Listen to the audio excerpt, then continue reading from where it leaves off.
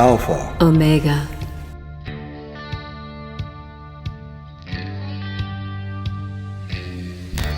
We want to talk to you a little bit more about the ritual that we've been doing in the morning, the opening of the Treasury of Light. We've already talked about the Bruce Codex. Yes, at length. You know, and we've talked a little bit about the ritual, that it comes from the Bruce Codex, found in 1769 in Egypt, that was recovered, and it purports to contain the secret magic that Jesus of Nazareth taught to his disciples. Now, Leslie and I have been working with this magic. Well, we've been doing a magical retirement with it now for 2 years. Yes. And every day, every day, every day, every day, every day. We've been broadcasting it now for quite some time as well. So we've learned quite a few things, actually. Yes, it's interesting. You know, many times in the morning, during the, well, for me, it's an inspiration. As we're going around the circle and we're calling out the divine names, I'm looking usually at the sun the whole time we do this, because I keep it in the viewfinder as I'm doing the filming. And it's like knowledge comes to me through what I'm doing. Right. So that when that portion comes, it's effortless. Right. It's just like knowledge flows, because Yes. it's part of the God force energy. Yes. The light actually transmits knowledge. Yes, it does. Yes, it does. And it's a very interesting sensation when that happens. It's warm and fuzzy, and, you know, it really reminds me a lot of how I used to feel when I first started doing witchcraft. Right. You know, I attended my first public witchcraft ritual in 1991. It was Halloween of October 1991. And I had been a solitary practitioner to that point. And I was invited by they didn't call themselves a coven, but I later came to find out that they actually were. Oh. It was a women's studies group. Oh, I see. Yes, a women's studies group at West Virginia University, and they were studying various pieces of feminist literature and propaganda. And witchcraft. And witchcraft was right in there with the mix, because it was seen to be very empowering.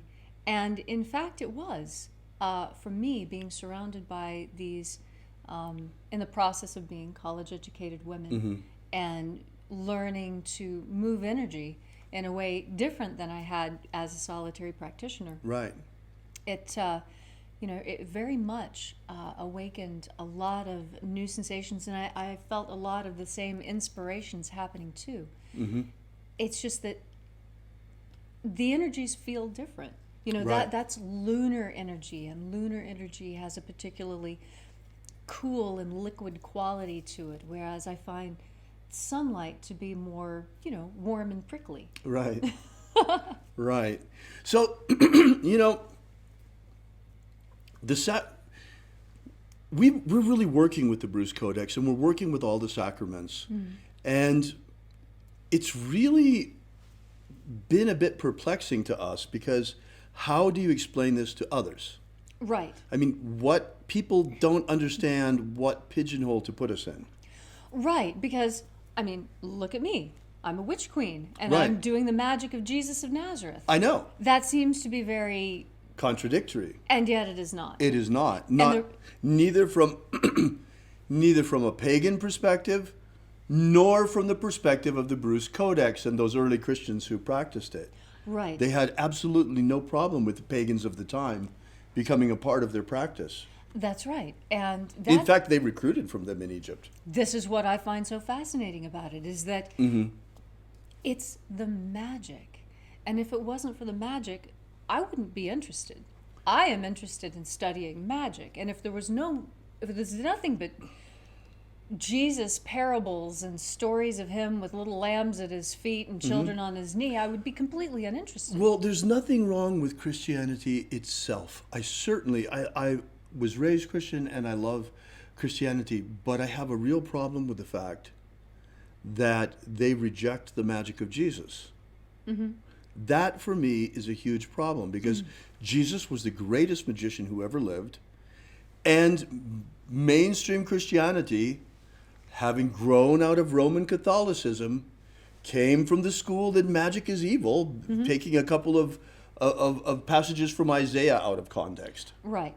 So, yes, magic was demonized at about the 3rd century, about the same time that Constantine became the emperor and Christianity became the official imperial religion. Yes. So, basically, magic was cast out of Christianity. The magic of Jesus became the prodigal son of his own religion. And the secret teachings of Jesus for all practices and purposes were lost. Yes. His secret teachings to his disciples. Now, there are many Christians who say, it says here that everything is included here in the Bible. Well, which Bible? Right. You see, the Council of Nicaea decided to exclude a whole bunch of books. They're no longer part of the canonical Bible.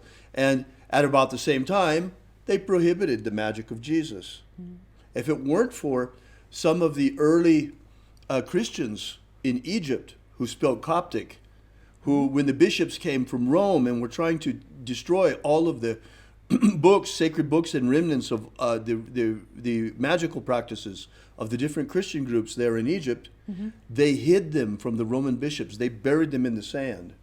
And that's why we have them today. Thank God. Yes, literally. Literally, because if they hadn't done that, we would not have any trace that the magic of Jesus ever existed. Imagine. The most powerful magic on earth for exorcising demons, and it would be lost to us. The most incredible healing magic, and it would be lost to us. The baptisms, the most incredible awakening initiatic rituals you can imagine. I mean, John the Baptist said it himself. I baptize you with water, but one greater than me will come after me, and he will baptize you with fire and with the Holy Spirit. We have these baptism, folks. They've been back since 1769. It's just that it's not known. That's why Leslie and I are doing everything we can to make sure that you understand what's going on, what's back, what's really happening here, because it's a big deal. It is a big deal. It's every bit as big a deal as when the ancient pagan practices were brought back and revivified. You see, Indeed.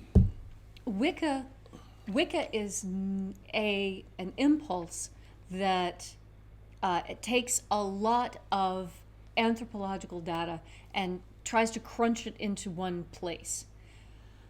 Now, when I say that, what I mean is that witchcraft, as I have come to understand it, is the Western European shamanic system. Oh, wow. Okay? Now, Western Europe had its own system of shamanism, just like the Siberians, just like the South Americans, just like the Africans, just like the Asians. We had our own gig, right? And when Christianity came through, it obliterated most of that.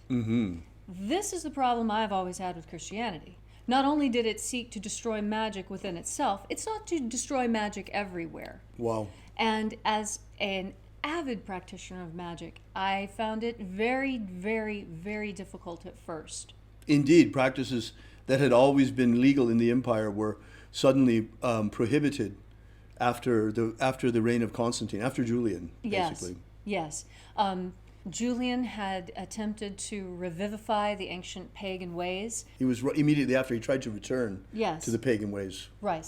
There have been numerous Julians, but the one that specifically I'm talking about came after them. Right, just after. Okay. And he tried to revivify things, but it had already gone too far. They had already had a successful campaign explaining to people that witchcraft and paganism were of the devil. And this is how you fell into the So, disrepute. along with this monolithic Christianity that came out of Rome and comes right down to the Vatican of Rome today, we see that it was a very, very particular flavor and brand of Christianity that has colored Christianity in all of its aspects today, Yes. in all of its different denominations and flavors. There's some differences, but I mean, and so how do we reconcile that with these very, very early teachings of the magic of Jesus that have been rejected for 2 millennia? Are we going to pour this new wine into those old wineskins? No, This those is what- wineskins are smelly and old. This is what Jesus said. moldy. You pour new wine into old wineskins. What we're doing is equally open to pagans as it is to Christians. The magic of Jesus is not the exclusive property of anyone. It is our heritage here in the West. And all the Christians who are ready to embrace it, welcome. All of the pagans who are ready to embrace it, welcome. It's here. It's technology. It's spiritual technology. We're bringing it out for you in a non-sectarian manner. I mean, come on. I'm married to a witch queen. You know, it's like, how can we make the message clearer? I don't see how we possibly could. But it's time to quit disparaging each other and start looking at what's going on. I mean, and if I have anything to reproach Christianity about, it's the rejection of the magic of Jesus of so many people. It's unbelievable. Okay, there are some things to reproach. I do reproach definitely what's going on in the Vatican with that communist Pope today and all of these pedophile priests. That is Satanism that has invaded Christianity. And it's not just there. I mean, look at some of these televangelists. My goodness. I mean, some of these guys, I'm not mentioning any names, but there are guys that you can see the demon shining through their eyes. Yes, you can. So it's not Christians, though. These are people that are exploiting Christians and you know, and manipulating you. That's not what we want to do. We want to empower you. We want to share with you the ancient magical tradition of Jesus Christ. And that's open to everyone. Jesus didn't preach just to Christians. No, he didn't. And his message wasn't just for the Jews either. No, it wasn't. He preached openly to everyone and said only that if you believed, it was sufficient. It did not matter where you came from. It didn't matter who your parents were. What only mattered was your capacity to understand and to believe. Exactly. And when it comes to these things, what matters is the tech. We're presenting this tech in a totally non-denominational manner, and yet it still needs a container. So that's why Leslie and I have been talking about this. We've been talking about it actually for months, trying to say, okay, how can we present to people that they will understand? Because it is Christian. Yes. But it's not at all what people understand as Christian today. And this is why we bring up neo-paganism, because the paganism practiced today is absolutely not the paganism of our ancestors. Indeed. It is new. It is based on the old, but it is a new formulation of Right. the ancient knowledge. And that's why we call ourselves neo-pagans. This idea caught on, and we went into neo-shamanism. And in fact, I think this impetus really comes from anthropology. Right. Because in the 70s, as we were coming out of the functionalist school of anthropology, where you study things and the reason why Hindus don't eat cows is because you get more value from a cow if you don't eat it. And so in a poor nation, that makes sense. You create a mythology around it to enforce it to the children. Right. So this is how functional anthropology solves questions. Now, there was an impetus to look at new anthropology, and new anthropology was specifically not functional. It looked at things in more sociological and psychological terms. Interesting. Building upon the work of Ruth Benedict, yes, when she said that culture is history, culture is personality writ large, and that the personality of the people reflects itself in the personality of the culture, and that is how you approach culture and looking how to understand cultures. Interesting. Yes, Very and so interesting. and since anthropologists are the ones who are talking about, well, these are pagans and these are neo-pagans, and anthropologists are very much interested in putting people in categories. Right. So, thus the new moniker. So, yeah.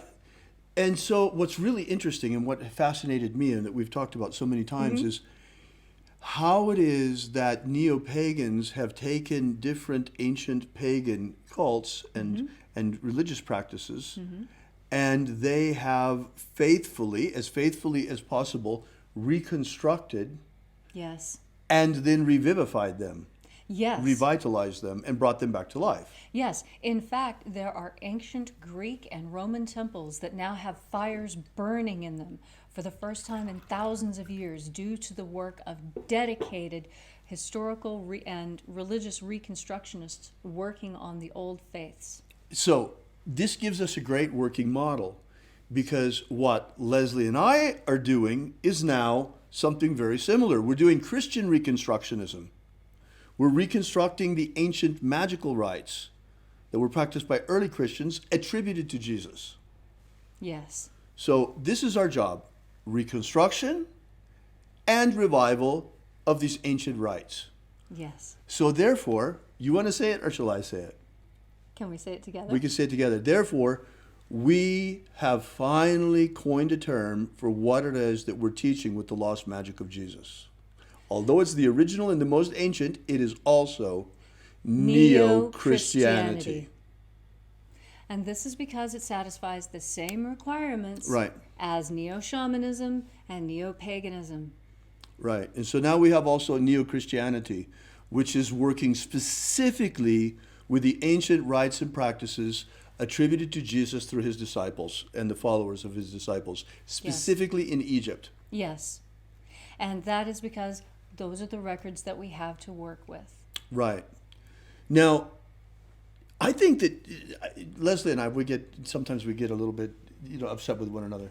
And of course, Well, and it's I have a good. thin skin. When pagans start complaining about Christians, I say, hey, I'm Christian here. Well, and as a pagan, I've had my fair share of problems living in places like Nebraska and Kansas, as I one can can imagine. Right. So, but this is good. This is a creative friction between the two of us. Because, to be honest, if there was no such thing as friction, one could not even walk. Right. Because it requires the friction of your foot against the ground in order to Right. have enough push to And then move. when I think about it, there are plenty of things that I complain about Christianity today. The Right. form is taken today. Yes. Because let's face it, the churches have lost their way. At least a Yes. lot of them have. Oh, yeah. I mean, some of these mega churches are nothing more than glorified swinger events. Yes. And then you look at these televangelists and some of these guys, man, they're demons. It's pure Satanism. Mm-hmm. It's unbelievable what's going on. And then the church just doesn't want you to have anything to do with the magic of Jesus. They say magic is evil. That is the most absurd thing I have ever heard. It's as absurd as having women barred from the priesthood. Right. And then you have the problem with all the pedophile priests and all of that in Catholicism. I mean, it's about time, folks, especially here in America. Christians are waiting for the rapture. What is this rapture?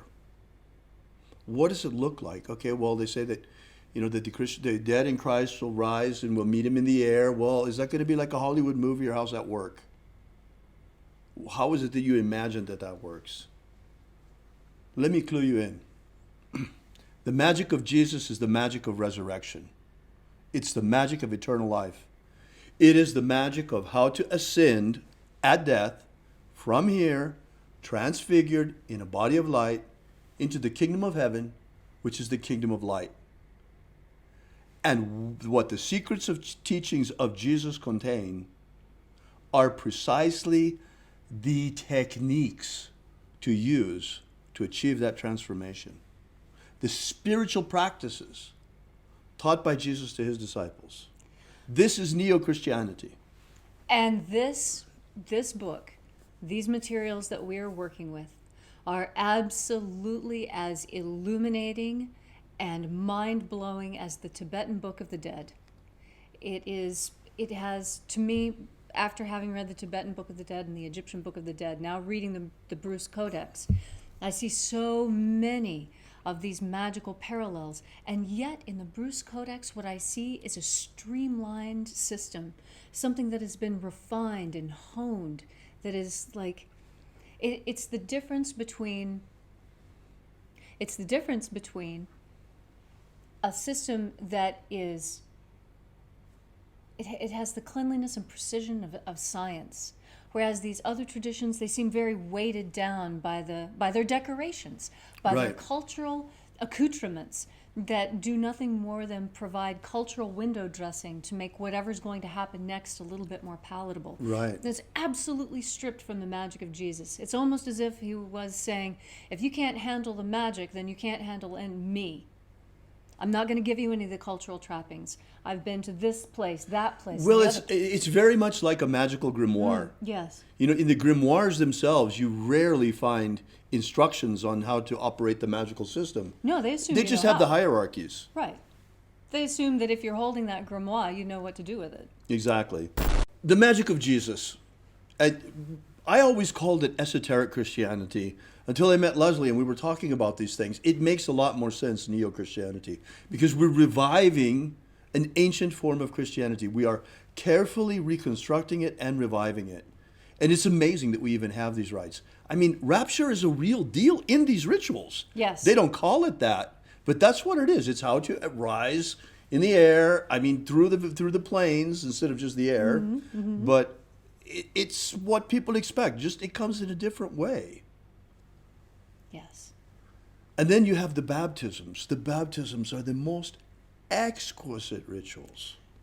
They are amazing. They are elegant in their simplicity, and yet I find them incredibly shamanic because of all the different plants involved. There's Right. so many different plants involved in these baptisms. It's just it's like being baptized in nature itself, but sweetened and condensed. So our job is to put this tech out there. We are every single day broadcasting the opening of the Treasury of Light to you. And we will be putting out the other rites and rituals from the Bruce Codex in due time. We're working on that. And we'll get this all out to you. And that's why we wanted to do this special session today, because we're actually, this time, not in front of live webinar. Some people stayed afterward, but we wanted to be... Live studio audience. We still have a live studio audience. We wanted to be free of the encumberment of having to present a certain message in the class that we were in. So we decided to just invite the students that were there to come back afterward. Yes. And we could talk about these things because we've been wanting to talk about them. And we have been talking about them a little bit during the morning rituals. But during the morning rituals, we're never on camera. Right. So we wanted to be able to tell you about these things a little bit on camera, and especially Yes. about the news that we've coined this term of neo-Christianity, because it does really describe it pretty well. Yes, and I really don't think that, as I think about how neo-shamans and shamans interact when they find each other at the same anthropological conference, I'm sure that the interaction will be roughly similar between Christians and neo-Christians. We shall see, but certainly the magic of Jesus is carving out its place in the Christian scene. Yes, it is. One way or another, because we're putting it out there. People can take it or leave it, accept it or reject it. If the Christians want to reject their heritage, I'm sure that there are plenty of pagans who'll be happy to scoop it up. I love magic of all kinds, and I am discerning in that I like high quality, effective magic. And I have been working with this system, and I can assure you that as far as working with demons, exorcising demons, healing magic, and magic of, I would say, just overall happiness and a feeling of being uplifted. It's so, it's so much different from the witchcraft tradition, where the witchcraft tradition makes you feel very solid and very anchored here, in the here. When you travel into the distance, you're aware that you're traveling into the distance and that you're moving through dimensions. But you're rooted here on Earth. The Bruce Codex and the work that I'm doing with the magic of Jesus of Nazareth, this is, it has an elevating quality to it that does not dissipate when the ritual is over. Just like the earthy feeling from the pagan rituals never dissipated. But this is of a higher, more refined quality. And, when you're just interested in day-to-day life and spiritual elevation is not anything that's important to you, and you are comfortable in the idea that upon death you become compost and everything is recycled. If you're comfortable with that, then witchcraft is a great place for you to be. Summerland is the closest thing that witches have to a heaven. And it's something that is pretty much just like life here, except you never get dirty and you never get tired and you never get hungry. But this magic is different. This magic is elevating to a different dimension, keeping a lot of the feeling and of happiness and contentment that is found in those loftier realms, but bringing that back down into earth. And It's because of the God Force contact, Yes. the God Force energy. You know, and that's what's really interesting because, you know, once you discover the God Force and understand what it is, you realize that what Jesus was talking about when he was talking about abundant life was the God Force. When he talked about rivers of life, he was talking about the God Force. Yes. When he talked about Holy Spirit, he was talking about the God Force. Yes. It's this incredible vital life energy that's everywhere, all around it, and all you have to do is tap into it, and our culture could give two whits about it. right. It's really quite sad. It's really quite sad. And it's very important that this knowledge come out again, and that's what we're here for, and that's what we're doing, and that's the work of the Alpha Omega. I want to mention one more thing about this rapture business. You know, there's another thing that theologians here in America have been debating about, because there are some that say that the rapture is going to happen before the tribulation, and others say that no, Jesus is coming again after the tribulation. He can't come before the tribulation because he's coming after. How do you do both before and after? Well, there's a simple answer to that. It's the first time, it's not the man who comes. Now, here we are, just before the tribulation, by the way. We're right here with the Antichrist 666 social justice credit score system Right. ruling everything in China already and getting ready to be imposed worldwide by big tech. So this is just around the corner. And right on time, what shows up? Not Jesus himself, just his magic. This is, folks, in fact, the second coming of the magic of Jesus. That's how big a deal this is. Yes. And so we're going to put it out there. It's there for all who want it. Prophecy says only 144,000 will embrace it. We shall see if that's the truth, if that happens as well. You know, we talk about the secret teachings of Jesus to his disciples. There's an important difference in neo-Christianity to Christianity about this point, because Christianity says that all of the disciples were men. Neo-Christianity does not say that at all. No. You want to tell them, Leslie, or shall I? In the Bruce Codex, you have actually, if not the primary, one, in many instances she's the the primary. primary. In many instances, the primary disciple of Jesus was none other than guess who? Mary Magdalene. Of course. She was his favorite. Of course she was his favorite. Right. She was his closest disciple. So don't think that the magic of Jesus is only for men. Don't think that the secret teachings of Jesus to his disciples are only for men. No, women were there with men on an equal basis, in fact, elevated because he loved her so much. Yes. She was the most beloved of the Master.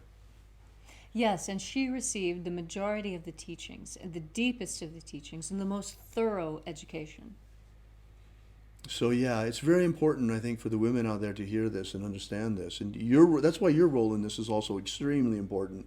I mean, from the very beginning, from the very, very beginning of bringing this magic back to life, it has not been me alone, a man, but it has been a man and a woman Working together. working together as Alpha and Omega. Doing a lot of research, comparing a lot of notes, having a lot of conversations about what it is that I'm finding as I'm researching, what it is we experience as we experiment, what he's finding in his research. It's really been a journey for me, because Jesus was always a very problematic figure for me when I was growing up. I was not raised with the teddy bear Jesus that everybody else seems to talk about. The Jesus that I was exposed to was exactly like my relatives. He was demanding, made unreasonable requests, seemed to enjoy putting me in difficult situations, and basically just told me to sit down, be quiet, and don't get anything dirty. Oh, wow. So it was very, when I first started reading the Bruce Codex materials, I would start reading and I'd get so excited and so interested in stuff, and this is how the magic works, and now we're moving through this treasury and that works great. And then all of a sudden I'd see Jesus, and it was like somebody popped my balloon. I could just feel my energy go. And I thought to myself, this is ridiculous. Why such a reaction? Why this horrible baggage from my childhood? There are a lot of Christians that or ex-Christians that feel that way. The churches have really emptied out, folks. I mean, things have been changing over the last 20 years, and there's a reason for that. Well, maybe that will change now. That's why the time has come for a renewal of Christianity, a true revival of the faith. And it's not just rehashing the same old thing over and over again. No, it's reformulating everything as neo-Christianity in a set of new wineskins, and pouring into these new wineskins this ancient wine directly from Jesus through his disciples. Yes, and this becomes inspiring to me again, because this was, people... Because it is inspiring. Well, and people have a nose for lies. Right. You just have a sense when you're being lied Exactly. to. And the honest truth was, I felt like I was being lied to when I was in church, and I felt like everything that they were saying about Jesus was lies. And when I started reading about the magic of Jesus, that's when I realized, hey, now this isn't a lie. This is real. This syncs up with what I've thought this guy was all about all along, which was not about being a prim and proper rabbi. It wasn't about being a perfect Egyptian priest with a shaved head or traveling around as a wandering monk. It was about teaching people to live their life better. And that's the heart of what magic is for. Now, I was really upset when I heard the Pope say that prayer isn't a magic wand. That's a lie. And I know a lie when I hear it. Exactly. That prayer is not a magic wand. Look, it is. Prayer is the most, for Christians, you have the most powerful tool of magic at your disposal. It is incredible how powerful prayer is, especially if you have faith in God. Prayer can make miracles, and this is the key. Prayer is faith-based magic. Yes. If you don't believe, it won't work. That's why there were places where Jesus couldn't heal anyone. Right, because they didn't believe. They didn't believe, and he left the town. Okay. It's there in the Bible, even in the canonical Bible. Yes. You don't have to look in the lost books in order to find that teaching. Now, this impetus to revive the true meaning and message of Jesus, this is something that has been in my family for a long time. In fact, my great-grandmother, Lacey Musick, was a tent revival preacher in McDowell County, West Virginia. Mama. In the mid to late 50s and early 60s. And she was doing essentially the same type of work that Oral Roberts was doing. She would gather people together in a large tent. They would pray together. She had a bluegrass band that would play some music. And she would lay hands and heal. And she was well known throughout the tri-state area as being a very gifted healer, just by the laying on of hands. And even when I was, I guess I couldn't have been more than 9 or 10, I remember going to hospital rooms with my mama, and she would come up and she would kneel down and hold the person's hand and put her third eye on their hand. And she would sit in that motion position for a half an hour. And I'm talking about an 85-year-old little broken woman, who's been a farmer all her life and a miner's wife. And then you'd see the tears start to flow, and she'd take the tears and she'd wipe them on her hand. She said, "You've been blessed with the waters of the Lord, honey. You're going to be just fine." And 9 out of 10 people that she worked on healed. It's the power of faith. It is. And that power to revive what he was doing. But faith also requires a structure. And that's why it's so nice to retrieve and recover the ancient magic rites used by the master himself. Yes. because it's the most perfect and pristine structure. Unfortunately, we don't have everything. Some of it was lost. And that's really a huge loss for humanity. It's too bad we don't have another manuscript. I know they do in the Vatican, but there's no way they will ever let that out. They're the ones who tried to destroy it to begin with. Right. They only kept it for themselves. They just wanted it for themselves. Right. They wanted to have all the magic for themselves. That's the whole reason. An imperial priesthood wanting to lord it over everyone else. Hoarding magic like gold. And that's Satanism. Hoarding magic and trying to use it for one's own personal interest while keeping others in the dark is how we got into the mess that we're in today. Yes, that's right. It's incredible. I mean, and I'm not talking just about religion, but also in politics. It's incredible the situation that we're in. We're ruled by idiots. Absolutely. Worse than idiots, evil demon-possessed people, demonic-possessed people. And here we are in a situation now where we're invaded by demons into our dimension. Yes. And, ruled by people already ruled by them. I mean, come on. What kind of a chance do we have? That's why Leslie and I are out there with the Magick doing our best to defend humanity. And as a pagan, I can tell you, in all my pagan study, I never found exorcism of demons to be easy. Not until this magic. Right. This magic is superior. The only thing that comes anywhere close is Tibetan Buddhism. And for that, you have to have a purba, a special dagger. Right. With the magic of Jesus, even a dagger is not necessary.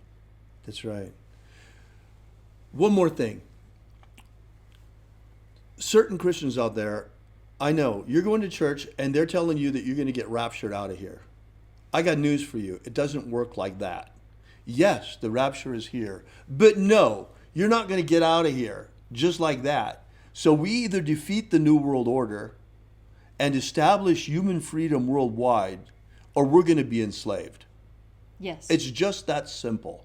And there is no lifeboat that you're going to get to miss out on it, and that doesn't mean you don't have to take responsibility for your life and to stand with us and to fight for our human race. It's time that we stand up for humanity. It's not that hard. It's important if you want to continue breathing and eating and living. Because the people who are coming after us, rest assured, they despise us. They hate us like you cannot imagine.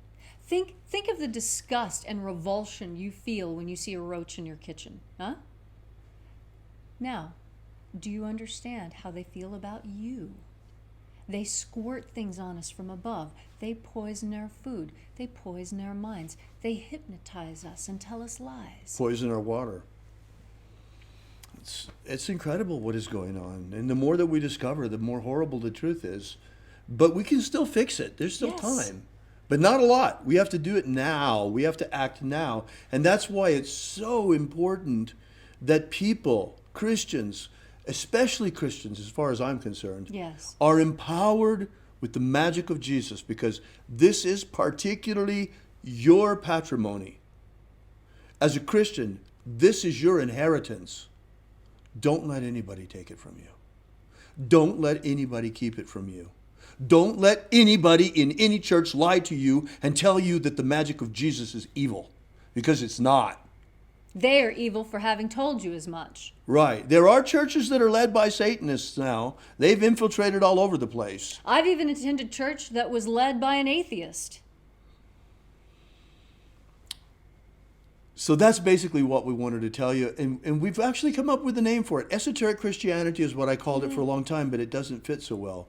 What we're teaching is Neo-Christianity, the magic of Jesus. The lost magic of Jesus is back. This is the second coming of the magic of Jesus.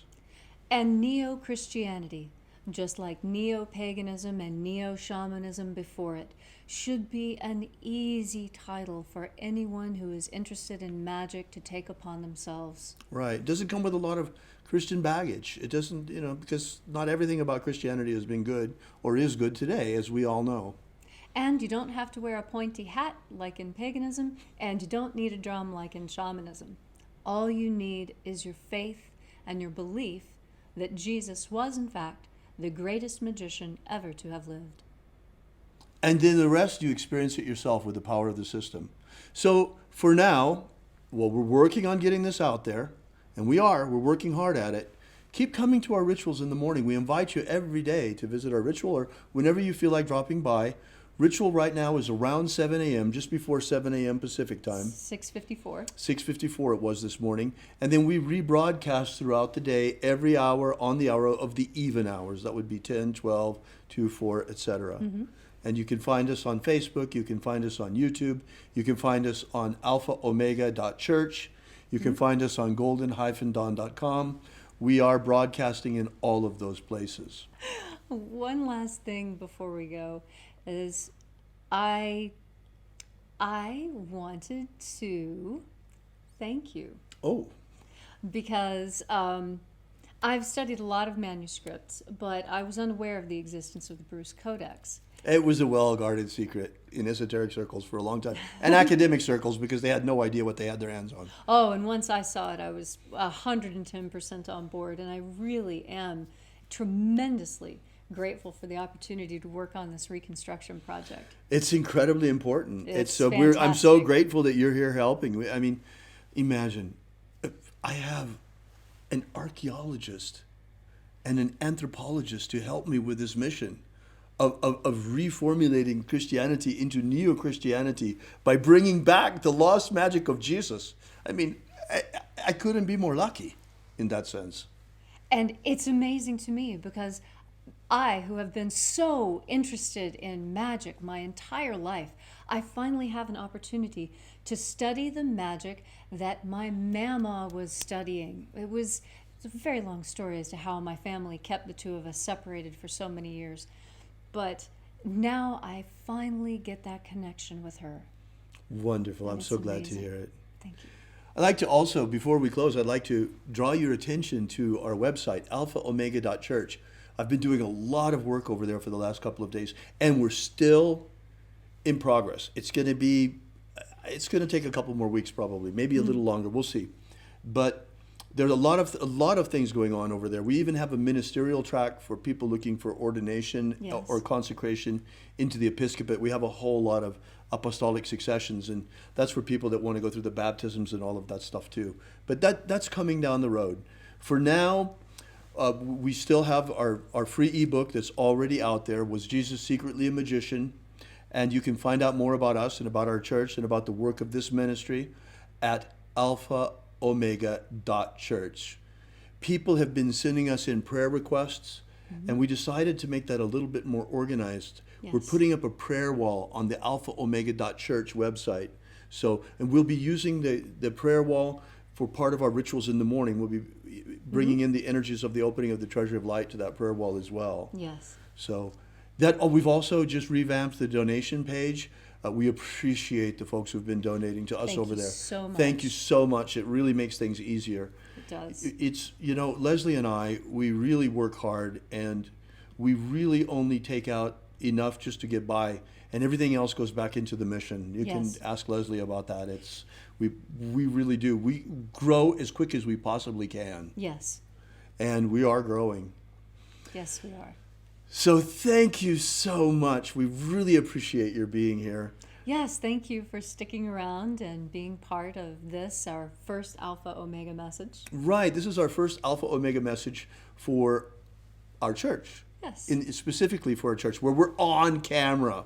Right, talking to you about the mysteries that we teach here at the Alpha Omega Church. The religious mysteries that we teach here, because it is religious, but it's also not just religious, it's spiritual and magical, it's all of that.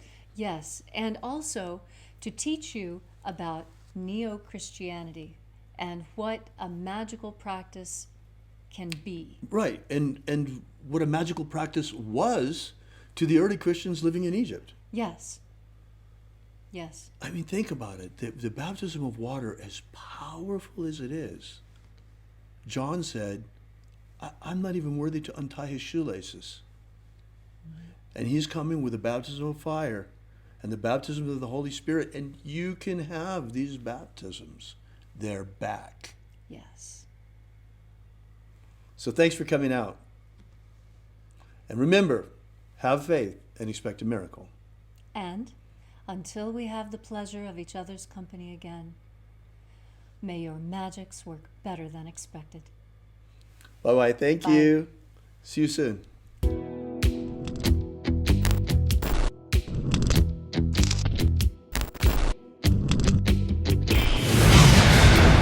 Yesterday we released this brand new ebook, Was Jesus a Magician? Give you the basic background of the rediscovery of the lost books of Yahweh, how it happened, why they were repressed, why it is that the magic of Jesus was nearly destroyed and wiped from the face of the earth, and the miracle by which it survived. How we only have one precious manuscript of this ancient knowledge, and that's truly all there is left. Well, maybe in the Vatican they have it, but they're not about to give us that to fill in the little gaps that we've found. So be sure to make sure you download this. You don't want to miss this. You can get it for free for now at thesecretsofjesus.com. Thesecretsofjesus.com. Are you familiar with the Rosicrucian with what's his name? He's popular in the States. He's the president or the Emperor. Imperator. The president. Emperor. Imperator. From the Golden Dawn. What's his name? Oh. David Griffin holds this position as Emperor. Imperator. David Griffin. David Griffin. David Griffin. David Griffin. David Griffin. Have David Griffin.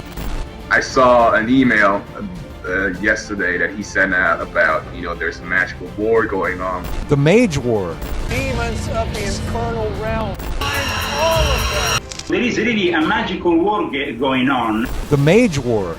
There is a guy called David Griffin who is heading all these magicians. David Griffin is S.L. McGregor Mather's present successor. David Griffin. David Griffin. David Griffin. David Griffin. I'm Golden Dawn Imperator David Griffin. David Griffin. David Griffin. David Griffin. David Griffin. Now David Griffin. There's a magical war going on. So there is really a magical war going on. Alpha Omega.